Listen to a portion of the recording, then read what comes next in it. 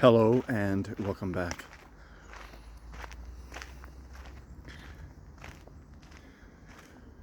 I'm out for a walk, obviously, nature trail, and it's so beautiful at this time of the year. The temperature is just right for all kinds of activities. Get out and enjoy yourself.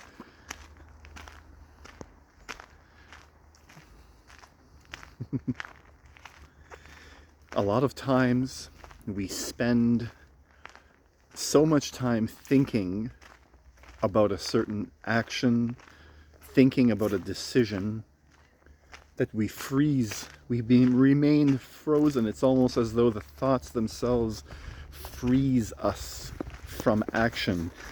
Overthinking can freeze you from being able to act. You don't know what to do. There's so many decisions that you become, how can I say this?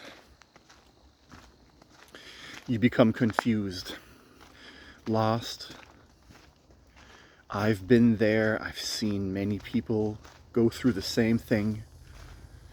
And it could be something as simple as wanting to go for a walk, but then the mind will come in and find all kinds of reasons, rational reasons why you shouldn't. Oh, I'm tired. I just got home from work. You have an option to sit there, watch TV, an option to go make food, an option to, you can take a bath. The options seem limitless. And at a certain point, even the things that is obvious that we need to be doing, like moving our bodies, we tend to neglect just for that process, because of that process where your mind can't seem to decide anything and it gets stuck. And that's a very strange thing to happen. We are free. As much as you'd like to think, or you might have heard that we're not, when you listen to a lot of the new age people on YouTube and so on, a lot of times they talk as though we are slaves now. Well, the truth is, we aren't necessarily slaves on one level. We are actually, you can choose what to do, is what I'm saying. You don't have to go to work. You can stay on the side of the road. It doesn't mean life will be easy, but you have a choice. We don't need to do what it is that we don't want to. We can move, and we have autonomy. We have the ability to do something different regardless of the consequence. So this innate ability within each one of us is there, and unfortunately it is not allowed to, it is stumped, it is suppressed, because the activity of the mind seems to freeze you. So what do? How do we get out of this?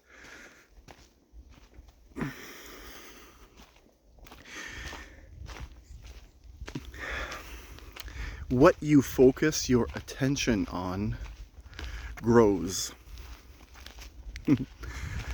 If you focus your attention on thinking, you'll get more thinking. A lot of times, if you focus your attention anywhere but the simple act of what it is you think or you know you need to be doing, if you need to go for a walk, you should be walking, you should be exercising, and you're in your head about it, it's not happening.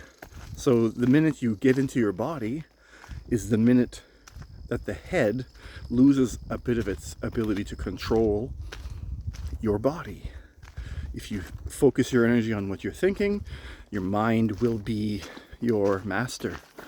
And if you focus your energy instead simply on the sensation of aliveness within your body, returning just to the feeling of aliveness, then sometimes your body will just automatically get up by itself and start acting. And if you can maintain that awareness inside the body, oftentimes you might catch yourself smiling for no reason. And this is because the mind is the culprit of your happiness. The mind is the culprit of our happiness, everyone. If you focus too much on it. So the trick is then to learn how to take your attention from the mind, because we've been trained to keep it there and use the mind. So the trick is to take your attention from where it naturally wants to go and then return it into the body. Your attention, what does my body feel like? And that is still an invitation from the mind. The mind is still the master in that state, but you have to move somehow. So a lot of times, simply just moving, even if it's the mind's suggestion, gives activity, and it gives the awareness, your attention, something to pinpoint, because it becomes loud. If you're sitting and not moving, the attention tends to oftentimes go into the head. If you start moving, then it is easier to bring your attention into the movement that you're currently experiencing. So it takes action to make action easy to be aware of. It takes action to make action easy to be aware of. It can be something as simple as feeling the sensation of touch and being aware of that.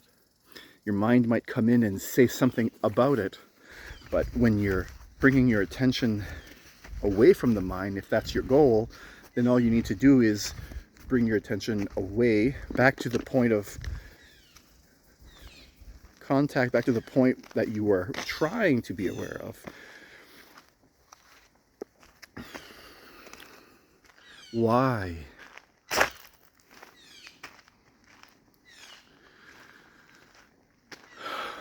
Because the mind will make you miserable. Our minds are trained to rob all of the energy in you, to take it all and use it for thinking.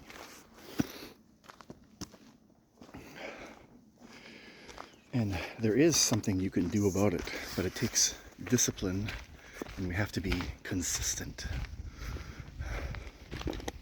Hello.